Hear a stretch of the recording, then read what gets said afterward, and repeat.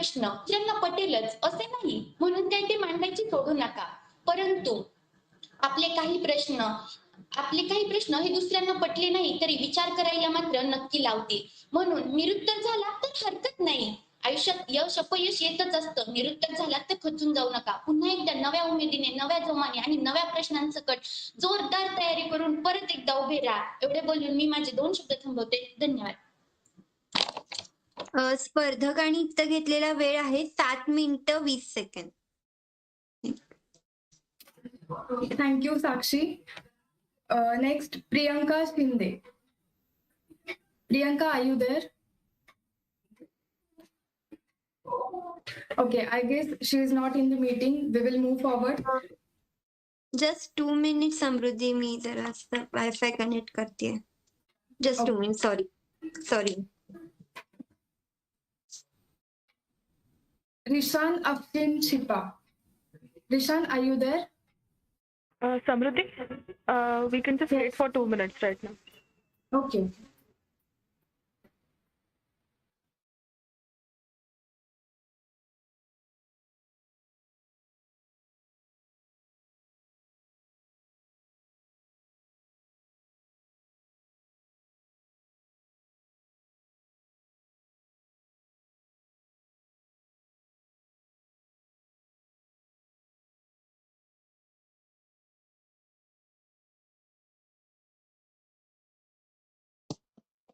Okay, just you can start, Samruddhi. Next participant, please.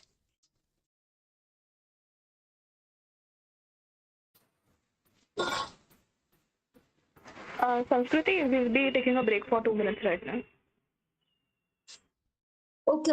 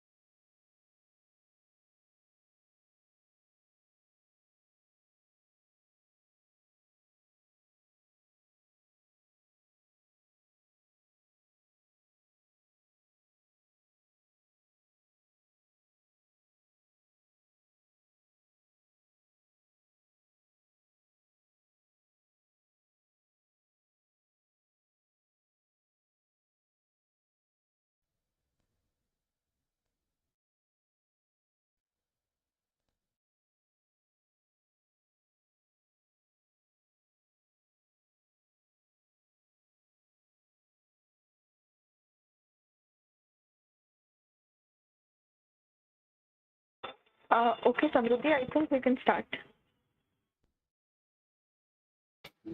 Okay. So Rishan Afshin Shipa. Please turn on your mic and camera. Okay. After Rishan, Gayatri Satpute, just be ready. You can start. Okay. Good evening. My name is Risha Afshin, and my topic is the data game, trade-off between privacy and profit. Things are changing. We are living in a time of great convenience. You see something you like, you hit the like button. You see something you dislike, you tweet about it. Want to read news? Do it online. Want to trade stocks? Use an app. Having health issues? Google about them. Are you planning on going outside? Then take your phone with you. What could possibly go wrong? This data is going to be taken from you and it is going to be sold.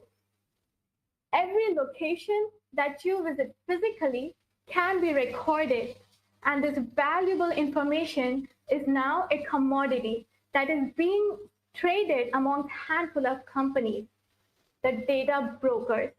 Here's how it works. Your name, your age, your height, your weight, where you work, where you live, your family, your friends, your likes, your dislikes, your political beliefs, and who you text. These are all examples of data points, little bits of information, but they are very valuable. Why? And valuable to who? Well, advertisers would be a great start. With large sets of data, and advertisers would know exactly whom they should target and how they should target in order to make them purchase. Thank goodness they don't have access to your data, right? Wrong. They do have access to your data, and it is not your data anymore. Welcome to the world of data brokers, a $200 billion industry based on selling your personal information to other companies. Companies that you've probably never heard of before because they are operating in the shadows with very few rules and regulations, collecting all your personal information without you knowing. Information like your health, the supermarkets you buy from, the restaurants you eat at, and your buying habits. They are negotiating this very data with other companies with heavy profit in millions, and it is happening all behind your back. Is this even legal? Yes, of course it is. The customers who are the users visiting a website are the ones who agreed to handing out their information. Surprise? They are the ones who clicked on I accept and clicked on I agree, and on website pop-ups, such as cookies, which request the use of their personal information. And they are the ones who left likes on their Facebook pages, talked about their interests, and left their social media pages public. Although these people don't know what they have really signed up for, they have still given their digital signatures. After collecting all of this data, it's time to put it into action. It's time for profiling. As data brokers, we need to start creating profiles. At the heart of this industry, what we're really looking for is a pattern. And with all of this data, we can start identifying patterns of how you behave and your personality. Did you know, by looking at just a few likes on Facebook, we can accurately predict what your political affiliations are? And by looking at your purchase history, we can guess how old you are and whether you're a parent. And by looking at your location, they can basically tell wherever you go. And finally, by looking at your internet history, they can tell your religious affiliations, what your interests are, whether you're planning to go abroad or not, and what you're thinking of purchasing. All of these predictions allows us to create a profile of each individual on a data set. Profiles that can tell exactly who you are as a person, how you think, and how likely you are to behave. That is our product, a well-wrapped package filled with individual behavioral patterns ready to be sold. Yes, they are selling your identity. Who do they sell this information to? If you're wondering, the answer is to whoever wants it. Suppose we have a list of people who are health conscious, which is something that can be determined by looking at their buying decisions, maybe they have bought a yoga mat or a protein bar. Then there are a handful of companies who would like to lay their hands on the list, like personal trainers, health-based restaurants, and online programs for fitness. These companies would love to find out the people who are interested in getting fit. And what about the government? The government would love to find your exact location, especially if you're a person of interest to them. I started to talk, trying to expose this industry. And after all my research, I was only left feeling more confused because in the end of the day, so many of the apps and services or websites that we use for free rely on the collection and selling of your data in order to stay profitable. So I would like to conclude by saying that thank you for giving me this opportunity to talk on the data game. And if you want to know more about how your data is being used and collected and sold behind your back, the more educated you can become, the more closer you can become to finding the right answers to it. Thank you.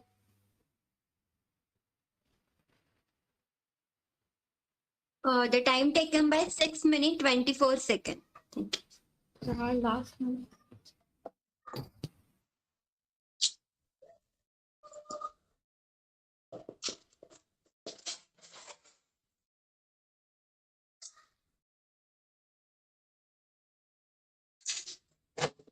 Samruti, can you please unmute yourself? You are on mute.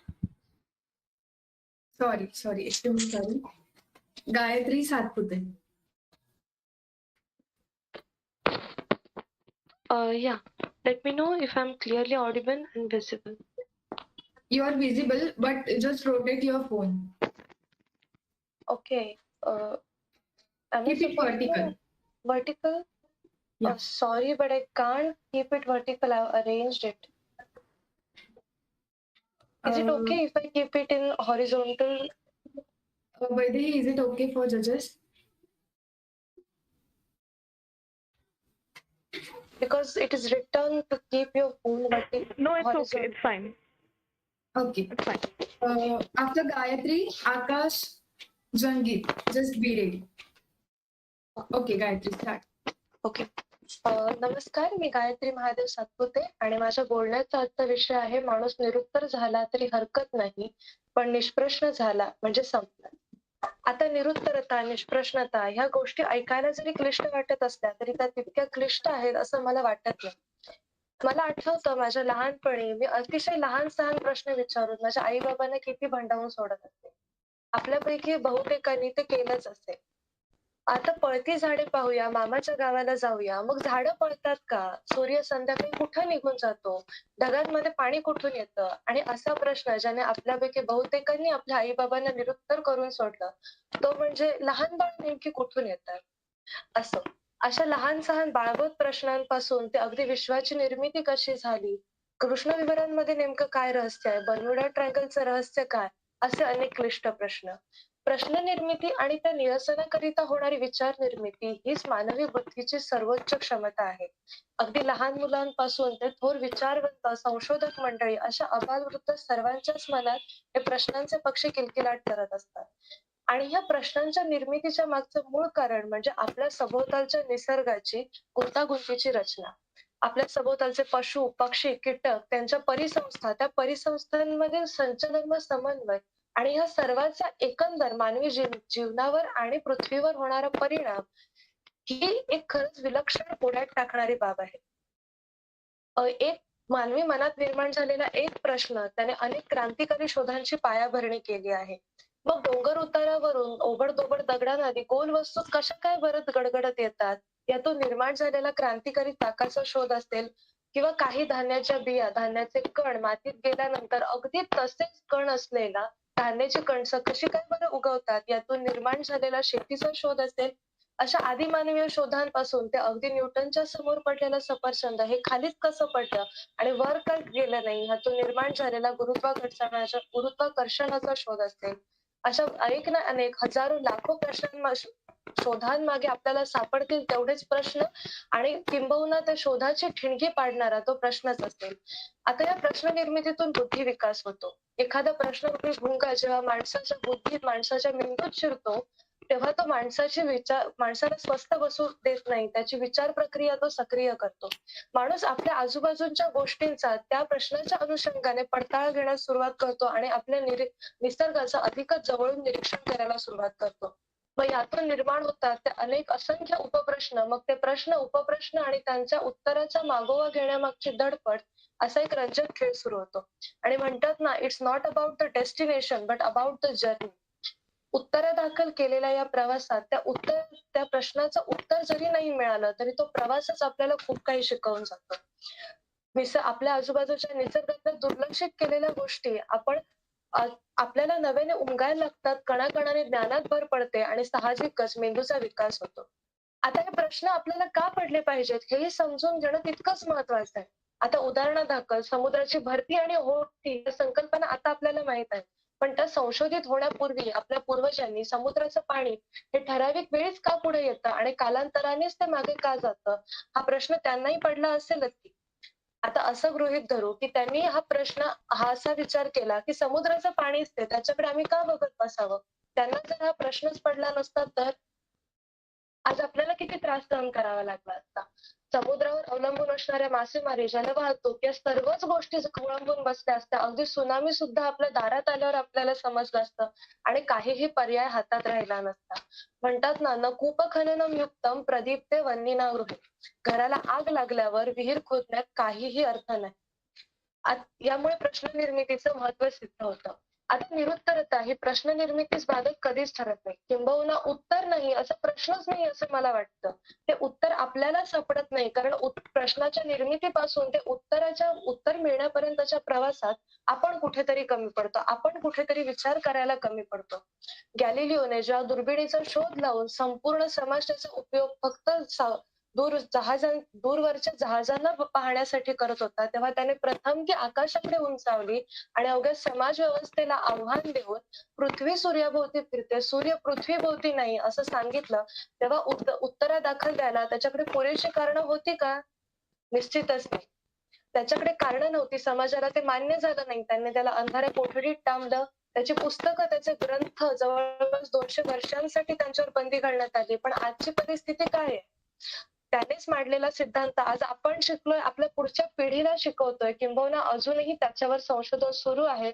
याचं कारण एकच की Galileo निरुत्तर होता, पण निष्प्रश्न कधीच नव्हता. निष्प्रश्न जर कोणी होते तर तो होता त्यावेळेचा समाज, ज्याने एकच गोष्ट आपल्या मनात बिंबवून घेतली की सूर्यच पृथ्वीभोवती फिरतो आणि केवळ औत्सुक्या खातर देखील कधीही फेरप्रश्न उच्चारला नाही. गॅलिलिओला शिक्षा होऊन आज इतकी वर्ष अर्थात इतकी शतकं ओलांडून गेली, पण अजूनही समाजातलं हे औदासीन्य बदललंय का? 2019 मध्ये महाराष्ट्र विद्यार्थ्यांच्या आत्महत्येत भारतात सर्वोच्च स्थानी राहिला. WHO ने भारतातील आत्महत्येचा प्रश्न हा एक emerging and serious public health issue म्हणून जाहीर केला. पण आजही मेंटल हेल्थ अर्थात मानसिक स्वास्थ्य, मानसिक आरोग्य या गोष्टींकडे किती गंभीर प्रश्न म्हणून पाहिलं जातं. तीच अवस्था ग्लोबल वॉर्मिंग त्यानंतर क्लायमेट चेंज यासारख्या गंभीर प्रश्नांची आहे. तिथे हिमनगच्या हिमनग वितळून समुद्राची पातळी वाढत चालली आहे आणि कोणीही त्याच्याकडे गंभीर प्रश्न म्हणून पाहायला तयार नाही. आपल्या पूर्वजांनी, स्वातंत्र्य सैनिकांनी, समाज सुधारकांनी आपल्याला काय शिकवलंय? जर क्रांतीसूर्य महात्मा फुलेंनी पुरुषां इतकाच स्त्रियांनाही शिक्षणाचा अधिकार का नाही हे जर विचारलं नसतं तर कदाचित मीही आज इथं बोलू शकले नसते. समर्थ रामदास म्हणतात, काही सांडावे लागत नाही, काही मांडावे लागत नाही, एक विचार करून पाही म्हणजे कळे. अर्थात आपल्या समोरचे हे प्रश्न फार गंभीर आहेत, पण ह्या प्रश्नांचे उत्तर शोधण्यासाठी याची सुरुवात काही खूप मोठे सिद्धांत मांडून विचार विमर्श करून करण्याची गरज नाही. गरज आहे ती फक्त एक साधा प्रश्न मांडण्याची आणि त्याच्यावर एक विचार करण्याची. म्हणतात ना, एक विचार करून पाही म्हणजे कळे. आणि चांगली बाब म्हणजे या काळात आपण निरुत्तर नक्की आहोत, पण निष्प्रश्न तर नक्कीच नाही. आणि जसं मी म्हटलं, ह्या उत्तरादाखल आपण करणाऱ्या प्रवासात आपल्याला ह्या गंभीर प्रश्नांची उत्तरं मिळतील किंवा कदाचित नाहीही. पण हे प्रश्न सोडवताना आपल्याला आपलाच निसर्ग आणखीन कळेल. आपल्याच गोष्टी आपल्याला नव्याने उमगतील. पण आपण जर अगदी ह्या आपलंच मानवाचं सर्वश्रेष्ठता कुरवाळत राहिलो, मानवात सर्वश्रेष्ठ निसर्गावर मानवाची सर्वश्रेष्ठता आहे ह्याच विचारात मशगूल राहिलो, मांजर जसं डोळे मिटून दूध पितं तसं आपल्याच विचारात मशगूल राहिलो, तर मात्र विनाशाला पर्याय नाही. आणि ह्या सर्वाला कारणीभूत असेल ती फक्त आणि फक्त माणसाची निष्प्रश्नता. म्हणून खरंच माणूस निरुत्तर झाला तरी हरकत नाही, पण जर निष्प्रश्न झाला तर खरंच संपला. धन्यवाद. धन्यवाद. स्पर्धकांनी इथे घेतलेला वेळ आहे 7 मिनिटं 40 second. Okay, thank you Gayatri. Akash Jangir.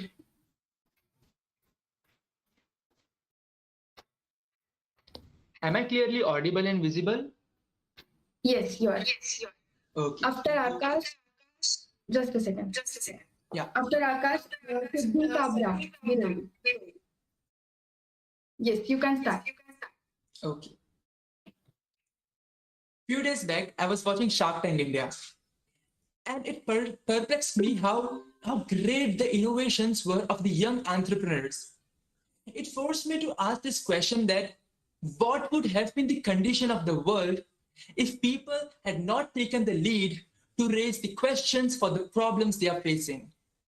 What would have been the condition if Newton had just ate that apple which fell on the ground rather than asking, why did this apple fall?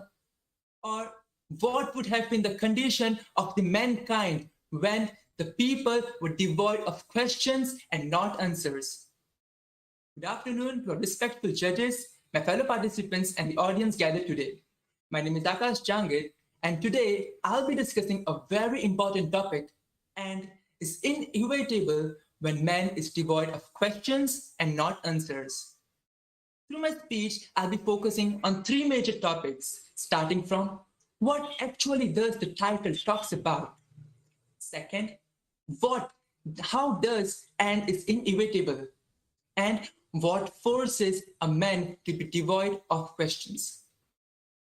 So synonymically, the title literally means that the lack of ability to ask questions, which proves to be a threat for the existence of the man.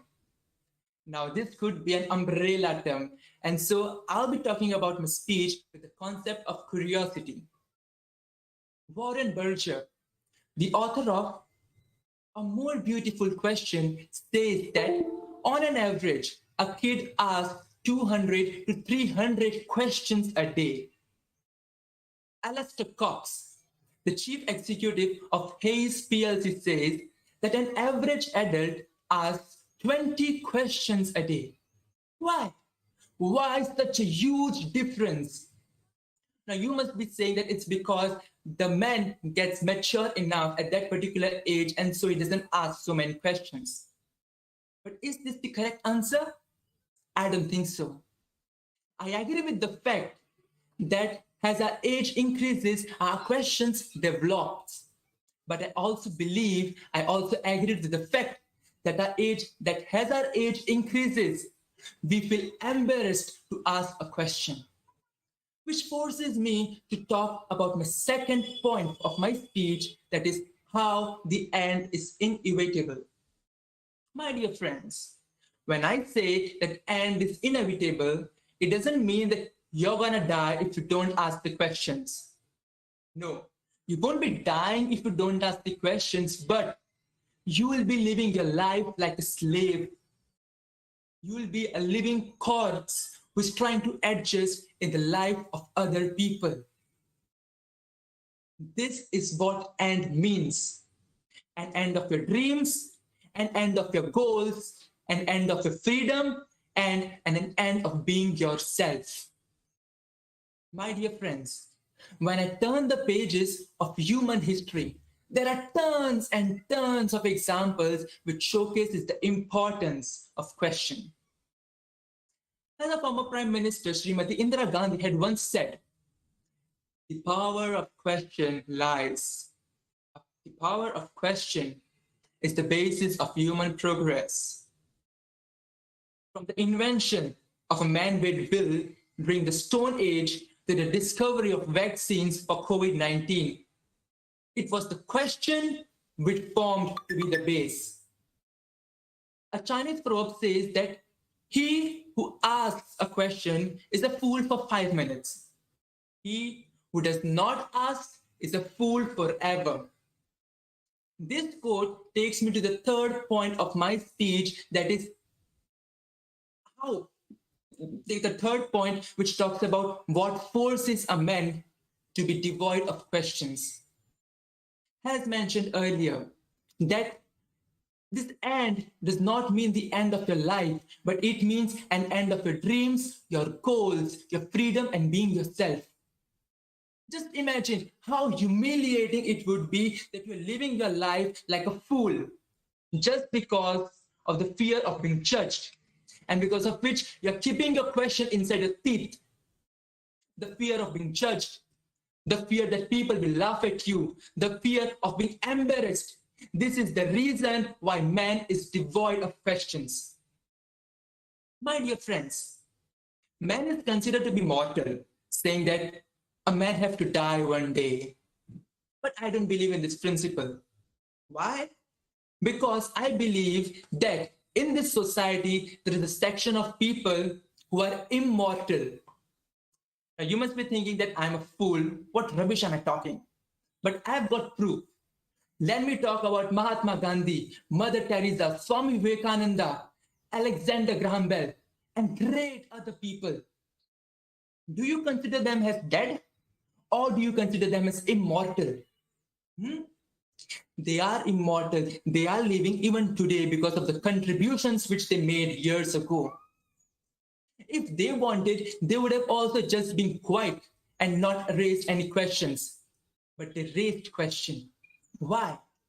Why did they raise question? Because they believed that it's not the answers which enlighten, but the question. And because of which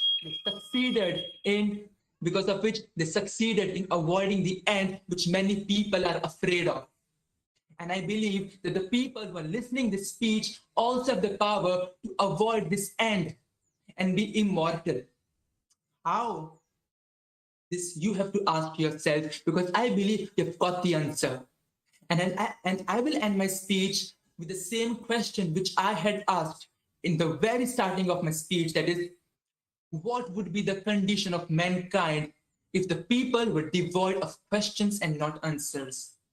What would be the condition of people? What would be the condition of the world if the people had not taken the lead to raise questions for the problems they were facing? Because, my dear friends, answers are everywhere around us. We just have to find the right question. And if you don't ask the right question, and if you don't think about the right question, then, my dear friends, it's the end of you. It's the end of the whole mankind. Thank you so much.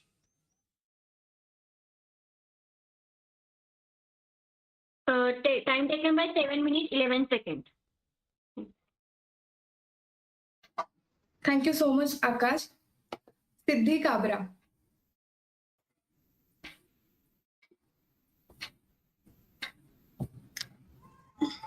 Yeah, am I audible and visible? Yes. Yeah. After Siddhi Nigde, just be ready. Okay. Siddhi Kabra, you can start. Yeah. Okay. Hello, everyone. Namaste. A very wonderful evening to all the respected members of jury, all the organizers, and all my fellow contestants. This is Siddhi Nilesh Kabra, first year computer engineering student from PICT Pune, hailing from Jalgaon district. Today, my topic is a wave of change, Indians and their investment interests. As we all know, we are a part of world's most liberal investment destination. Yes, the Indian economy. Now, when we listen to investment destination, question that comes to our mind is, what is investing and why should we invest? According to me, the expectation of a return in form of income or price appreciation with statistical significance is the core premise of investing. Importance of investment. That why should we invest in? Ever since our independence, there has been an exponential downfall in the value of rupee. Here, inflation simply means surge in price of materials and services, hence decreasing our purchasing powers.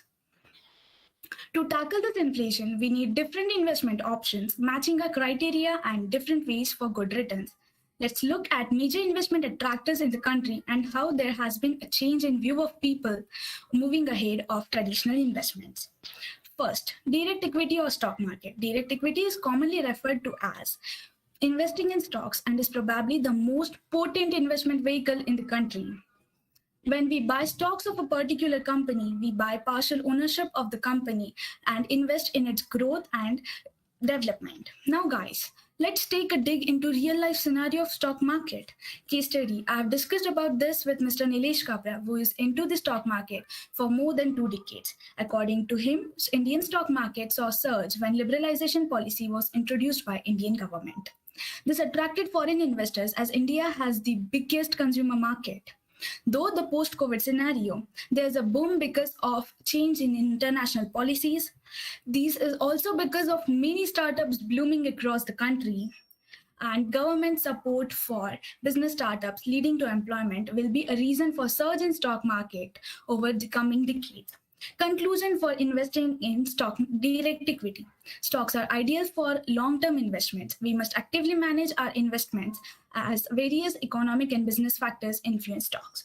We can also add that in near future, startups are going to play a major role as investment interests. Mutual funds. Mutual funds have been around for the last few decades and are very famous amongst millennials. A mutual fund pools a sum from various individual and institutional investors with common investment interests. There are 2 types of mutual funds, debt funds and equity funds. Case study, I have discussed about this with Mrs. Neha Kasset, who is a very well-known fund manager in the region and our family fund manager also. According to her, mutual funds saw a lot of increase in investors as it distinguished a high rate of returns, which eyed as an opportunity to millennials for diversification of their funds. It is also preferred as you can invest for a very wide range from Rs 500 per month to extending your investment interests. Debt funds are low risk, low return sort of funds, whereas equity funds are high risk, high return funds. Conclusion for investing in mutual funds. Mutual funds are flexible investment in which we can begin and stop investing as per our convenience. Any individual can consider investing in mutual funds. Fixed deposits. Fixed deposits, more commonly known as FDs, it is the investment option mostly offered by banks, in which we deposit a lump sum for a fixed period of time and earn a predetermined rate of interest. However, we compromise on the returns as they remain same. Case study, I have conversed with Anuja Sarda, who is chartered accountant and also manages the accounts of many bankers. According to her, before 4 decades, FDs were very attractive as there was high interest rate of almost 12 to 13%. But as inflation rate increased, the rate of interest of FDs decreased by a very high margin to almost 4 to 5%. Hence, FDs can't be the only way of investment to beat inflation, as interest rate would never increase to that value again, and this leads to low opportunity cost as the market condition does not affect the FDs. Conclusion for investment in FDs. Fixed deposits are ideal for conservative investors. The interest offered by fixed deposits change as per the economic conditions and are decided by banks depending on the RBI's policy review decisions. Real estate investment can be an effective way of diversification in many balanced portfolios. A case study, I have conversed about this with Ms. Engineer Praneeth Rathi. According to him, with the wave of change, investors prefer nuclear projects than lavish projects. During COVID scenario, a new trend started to rent places as workspace for work from home. Yes, you heard me right. Real estate plays a major role in development of hierarchy, like a village into city, or be it a state or a country. Conclusion for investing in real estate. Real estate offers investors long-term stable income, some protection from inflation, and generally low correlations with stocks and bonds. Residential real estate constitutes by far the largest portion of the real estate market, most of which is owner-occupied. Cryptocurrency. It is a digital currency that is secured by blockchain technology. Currently, in India, cryptocurrency is an unauthorized digital currency by Indian government. Case study. I had a word with Mr. Sriram Zawar and CA Suraj Sada in this regard. According to them, currently cryptocurrency is in boom because the demand has been increased, but supply has been stopped, increasing the value of cryptocurrency.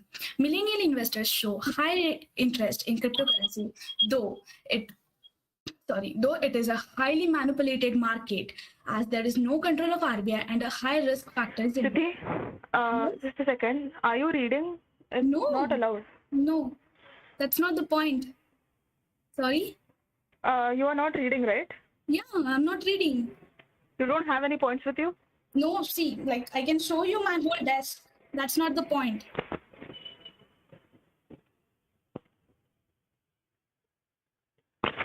Okay, you can continue. Yeah, thank you. Thank you so much. So we were on cryptocurrency case study. I had a word about this with Mr. Sriram Zawar and CA Suraj Sada in this regard. According to them, cryptocurrency is in boom because in market the demand has been increased, but the supply has been decreased, hence increasing the value of cryptocurrency.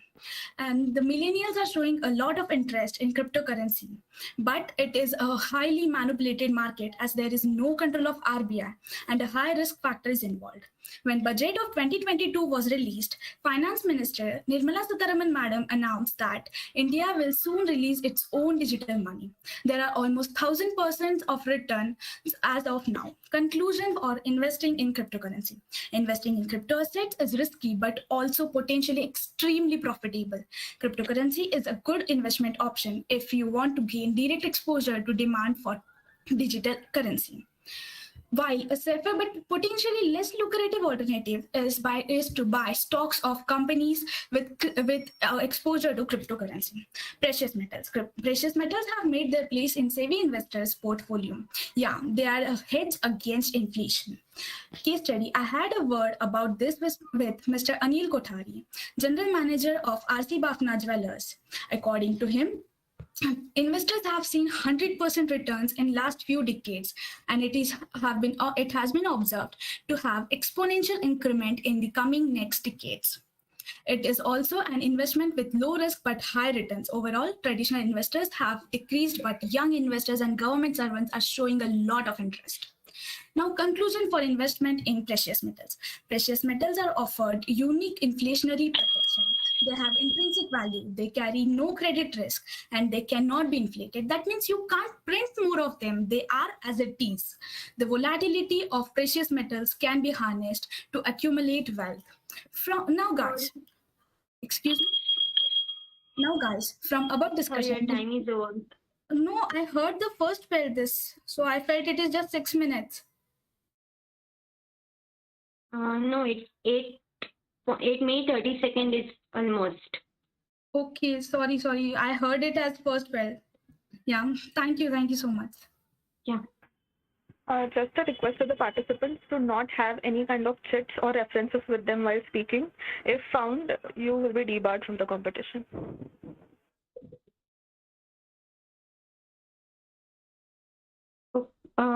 Time taken by 8 minutes 31 seconds. Okay, so next participant, Siddhi Nigde. Am I audible and visible? Yes. After Siddhi, Leena Gurav. Please be ready. Siddhi, you can start. Okay. First of all, good evening. A few days ago, I was discussing about a lipstick with my sister on WhatsApp. The very next day, I could see various advertisements of lipstick on my Snapchat. Now, this made me wonder that was it just a mere coincidence or was there something else? Good evening, everyone. I, Ms. Siddhi Nigde, is here to speak a few words on the topic, the data game, that is the trade-off between profits and privacy. It is strangely a conspiratorial truth that our surveillance society has various people who are gathering our data for unknown purposes. Many people struggle to understand why the companies need data so badly. This is because they are not aware. Many people struggle to understand that why our companies need data so badly. This is because they are not aware of the value of data. Beyond oil today, data is considered to be the most valuable asset in the world. This is because it is a rival product. Being a non-rival product, it replicated free. It has been replicated for free, and there is no loss. If there is no loss and little quality product, then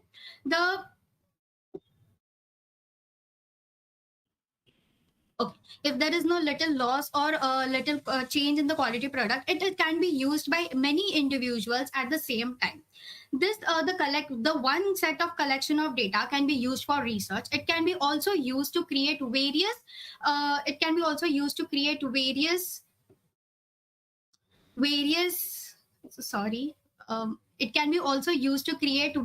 AI and ML systems, that is the machine learning and artificial intelligence systems.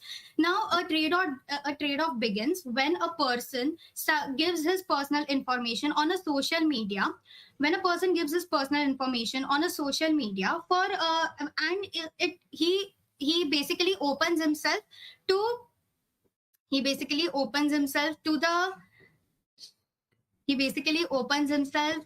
the media, that is to the advertisers. I'm so sorry. He basically opens to himself to the advertisers. Now, in fact, a few years ago, Google had developed a free web-based Gmail. When at that time, people were concerned that the Google is using or scanning their private emails to allow the targeted ads. Now, selling advertising is one of the common ways through which the internet companies receive their revenue from. These companies use the data and collect it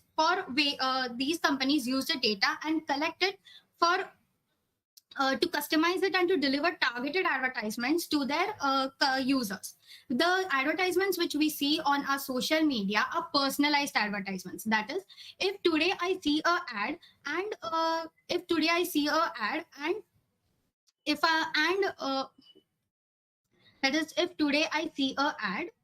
or my screen time is more on an ad, then I could then I could see various ads of the same product popping up on my different social media accounts. Now, this happens because the companies have developed algorithms in such a manner that it helps them to identify what are my likes and what are my dislikes. The companies have also engagement metrics which demonstrate the user's attention at the time. When we give attention to the company, our platform participation becomes their data. Even if these companies are labeled as attention-seeking economy, they do not really care of attention. All they want is data. Teenagers are considered to be the primary targets of these businesses because they are the ones who are spending majority of their time on the social media apps scrolling, which ultimately benefits the companies. There are various companies which extract data from ourselves virtually from our mobile phones or any devices. Here we can take the example of Pegasus spyware company, which is an Israeli spyware company which has extracted data of people without the people knowing about it. And the same happened in India with respect to politicians, journalists, and many activists and many more. Let's not forget that social media apps like Facebook have been manipulating with users' data. That is, if you think you're a passive user of Facebook and you have been restricting yourself from oversharing your personal information on Facebook, then you have underestimated the site's reach. That is, if Facebook does not only learn from the pictures you post or the comments you leave, it learns from all the posts which you have read and which you haven't read. Facebook has viewed its users as digital lab rats which are to be monetized for data collection. Many privacy advocates have sounded the alarm that we really do not understand what we are sharing, or we have no control over it anymore.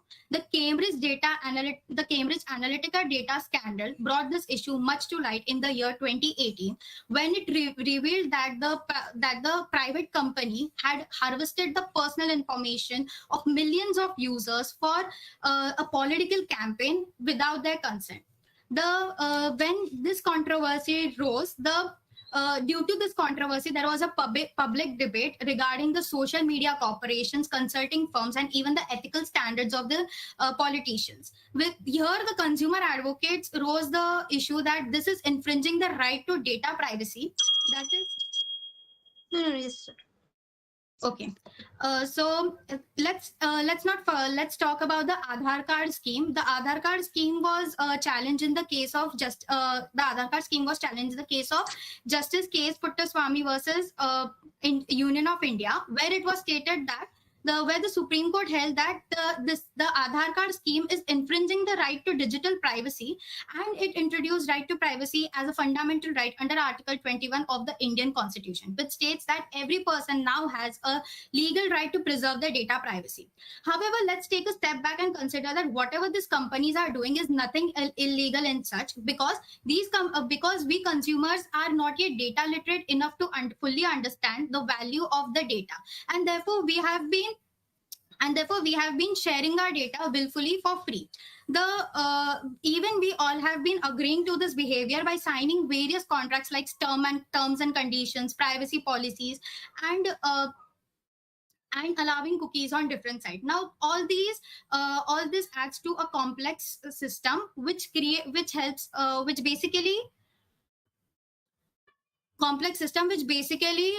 disturbs which is basically difficult to ascertain.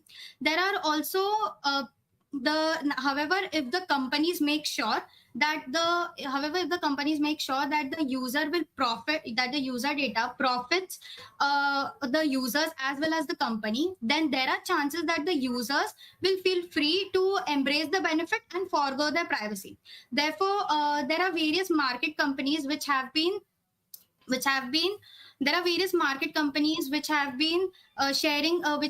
paying users for its data, like YouTube has been paying its users for creating content on their on their page itself. Therefore, in the end, I would like to conclude. Shall I take 1 minute to complete? No, actually, sorry. Just time is over, sorry. Thank you. Thank you, Siddhi. Time taken by 8 minutes, 10 seconds. Okay. Leena Gurav. Hello, ma'am. Am I audible? Yes. After Hello? Leena, just a second. After Leena, we will stop here for today. Remaining participants will be taken in tomorrow's morning slot. Leena, you can start. नमस्कार, मी लीना महेंद्र गुरव. माझा सांकेतिक code क्रमांक आहे 17 आणि विषय आहे समग्र आरोग्य साधण्यासाठी 1 minute. Can I start repeat, please? Okay, start. Yes, start.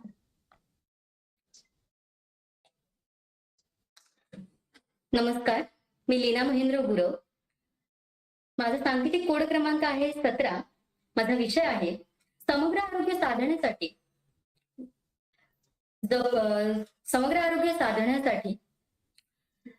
जागरूकता आणि अंमलबजावणी. मित्रांनो, विषय वाचल्यानंतर पहिला शब्द दिसतो तो म्हणजे समग्र आरोग्य. समग्र म्हणजे काय? तो जे सापेक्ष आणि सर्वसमावेशक आहे ते म्हणजे समग्र असं आपण नक्कीच म्हणू शकतो. आणि आरोग्याची व्याख्या अशी काय होते? जर कोणत्याही रोगाविना आपण असू तर आपण आरोग्य जगतोय असं नक्कीच आपण म्हणू शकतो. समग्र आरोग्याची पूर्णतः व्याख्या अशी मला वाटते की कोणताही आक्षेप न घेता जेव्हा आपलं आरोग्य सुदृढरित्या चालतं त्यावेळी आपण समग्र आरोग्य जगतो. समग्र आरोग्य जगताना त्याबद्दलची जी जाणीव आहे, जागरूकता आहे, ती असणं देखील तितकीच गरजेची गोष्ट आहे. मित्रांनो, जेव्हा आपण एखाद्या आरोग्याची गोष्ट म्हणतो तेव्हा प्रत्येक देशामध्ये आरोग्य आणि माणसं यांचा मोठ्या प्रमाणात संबंध बांधला जातो. आणि तो कशावरून बांधला जातो? कारण मुळातच जेव्हा एखाद्या देशाचं आरोग्य किंवा तेथील लोकांचं आरोग्य हे सुदृढ असतं त्यावेळी खऱ्या अर्थानं तो देश प्रगती करत असतो असं म्हटलं जातं. जुन्या काळामध्ये म्हटलं जायचं की ब्राह्ममुहूर्तावरती उठलं की तन, मन आणि धन याची प्राप्ती होते आणि वृद्धी होते. सांगण्याचा उद्देश असा की जेव्हा माणूस स्वतःचं तन राखतो म्हणजे स्वतःचं शरीर निरोगी ठेवतो, तेव्हा त्याला कुठेतरी ज्ञानाची प्राप्ती होते. आणि ज्यावेळी माणसाला ज्ञानाची प्राप्ती होते त्यावेळी खऱ्या अर्थानं धन कसं मिळवायचं आणि स्वतःची वृद्धी कशी करायची या दिशेला तो जायला लागतो. वैयक्तिक पातळीवरती असं आपण नक्कीच म्हणू शकतो की स्वतःची वृद्धी होणं गरजेचं आहे. पण जेव्हा सामाजिक पातळीवरती आणि राष्ट्रीय पातळीवरती आपण म्हणतो, जेव्हा प्रत्येक व्यक्ती सुदृढ असेल त्यावेळी आणि तो स्वतः धनवान असेल त्यावेळी प्रत्येक देशातील व्यक्ती मिळून देश धनवान होतो. कदाचित त्यामुळेच भारत हा सध्या विकसनशील देश म्हणून देखील ओळखला जातो. जर भारताचा आपण इतिहास पाहिला तर इतिहासामध्ये असे अनेक रोग येऊन गेले, आजार येऊन गेले. मग देवी असेल, पोलिओ असेल, या अनेक आजारांवरती उपचार करून ते आपण मूळतः बाजूला केलेले आहे. इतकंच नव्हे तर त्याचबरोबर आजही असे कित्येक आजार आहेत जे बरे करण्यासाठी आपण प्रयत्न करत आहोत. भारतातील आरोग्य यंत्रणा ही पूर्णतः इंग्लिशमध्ये आपण म्हणतो ना, precaution is better than care. कोणत्याही गोष्टीला सामोरं जाण्यापेक्षा त्याआधीच तिची काळजी घेणं हे कधीही चांगलं. म्हणजे सांगण्याचा उद्देश असा की जेव्हा कोणताही आजार येणार असेल तर त्यावरती त्या आजाराला अटकावा घालण्यासाठी आरोग्य यंत्रणेकडून लसी असतील किंवा लसीकरण असतील या सगळ्या गोष्टी राबवल्या जातात. भारतामध्ये जनजागृती केली जाते आणि पूर्णतः भारतीय राष्ट्रीय आरोग्य विभागाकडून केली जाते. आणि पूर्णतः ही त्यांची जबाबदारी येते की भारतातील लोकांपर्यंत लसीकरण असेल किंवा इतर सर्व रोगांबाबतची जागरूकता असेल ही करून देणं. भारतामध्ये ग्रामीण पातळीपासून ते अगदी राष्ट्रीय पातळीपर्यंत जी काही आरोग्य यंत्रणा चालते त्यामध्ये अनेक टप्पे आहेत. प्राथमिक टप्प्यावरती आपण नक्कीच म्हणू शकतो की प्राथमिक जे हॉस्पिटल्स असतात की तिथे ग्रामीण पातळीवरती काळजी घेतात.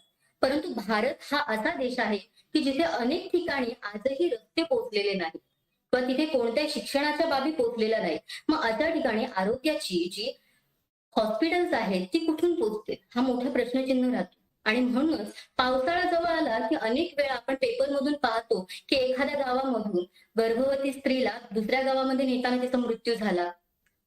अनेकदा अशा गोष्टी आपल्या कानावरती येतात. अनेक लोकांना स्वतःचे प्राण गमावे लागतात. मग अशा वेळी समग्र आरोग्य आपण साधतोय का हा प्रश्नचिन्ह राहतो. आणि यासाठी गरजेचं काय आहे तर जागरूकता आणि अंमलबजावणी या दोन मूलभूत गोष्टी गरजेच्या आहेत असं मला तरी वाटतं. प्रत्येक माणसापर्यंत पोहोचताना जेव्हा आरोग्य म्हणून आपण म्हणतो त्यावरती कुणीतरी अंमलबजावणी ठेवणं देखील गरजेचं आहे. जागरूकता भले एखादं सरकार असेल ते पसरवेल किंवा सरकारी कर्मचारी पसरवतील, परंतु प्रत्येक गोष्टीवरती कुठून तरी शासन असणं देखील तितकंच गरजेचं आहे. कारण जेव्हा कर्मचारी आपण म्हणतो तर सरकारी कर्मचारी हा तितक्याच योग्य प्रतीने काम करेल असं नसतं. मग अशा वेळी त्या कर्मचाऱ्यांवरती, त्या अधिकाऱ्यांवरती, त्या डॉक्टर्सवरती जेव्हा कोणीतरी शासन करणारं असेल आणि ते योग्य रीतीने ज्यावेळी होईल तेव्हा खऱ्या अर्थानं कुठेतरी जागरूकता आणि अंमलबजावणी यांची सांगड घालून समग्र आरोग्याकडे आपण वाटचाल करायला लागतो. आपण जेव्हा म्हणतो की समग्र आरोग्य मिळवायचंय परंतु ते कुणाला मिळवायचं. वैयक्तिक पातळीवरती जर आपण म्हटलं की मला चांगलं आरोग्य हवंय तर फक्त प्रश्न तिथपर्यंत थांबतो. परंतु जेव्हा आपण एखाद्या समाजासाठी किंवा एखाद्या सामाजिक दृष्टीने बघतो की एखाद्या समूहाचं आरोग्य आपल्याला चांगल्या रीतीने करायचं आहे त्यावेळी कुठेतरी बदल घडणं गरजेचं आहे. आणि तो फक्त बदल कर्मचाऱ्यांनी किंवा शासन यंत्रणेने घडून आणणं गरजेचं नाहीये. समाजामध्ये आपण प्रत्येक व्यक्ती हा समाजाचा एक भाग आहोत आणि प्रत्येक व्यक्तीकडून जेव्हा जी काही जागरूकता आहे ती होईल त्यावेळी खऱ्या अर्थानं त्याची अंमलबजावणी देखील होईल असं मला तरी वाटतं.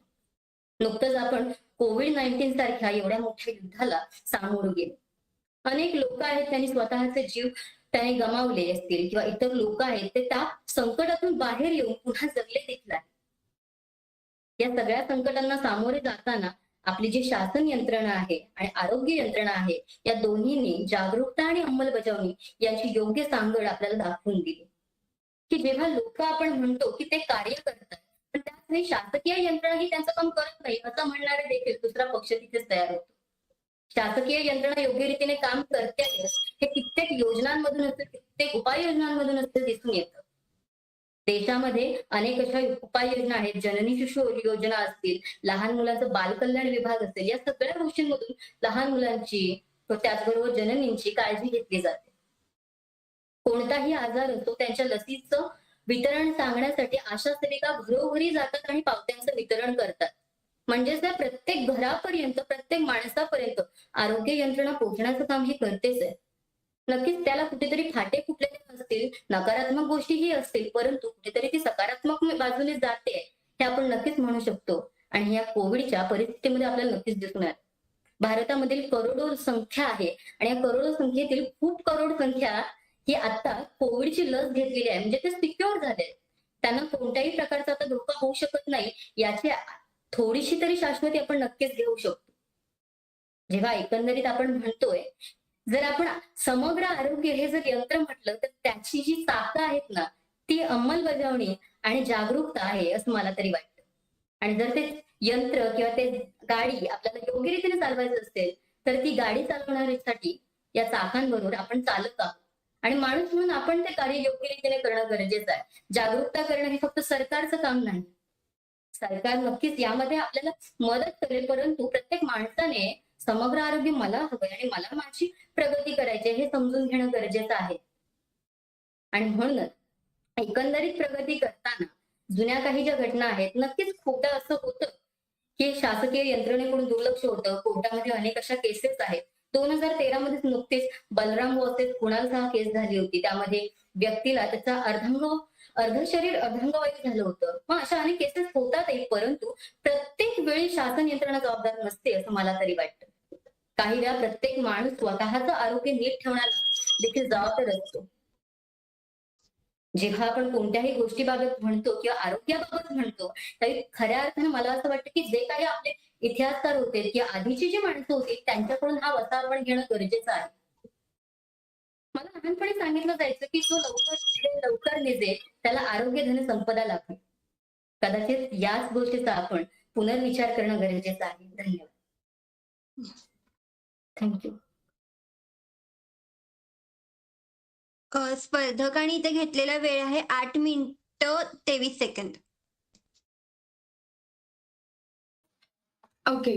Thank you so much for joining us. We will meet tomorrow in the morning slot. Thank you. You can leave the meeting.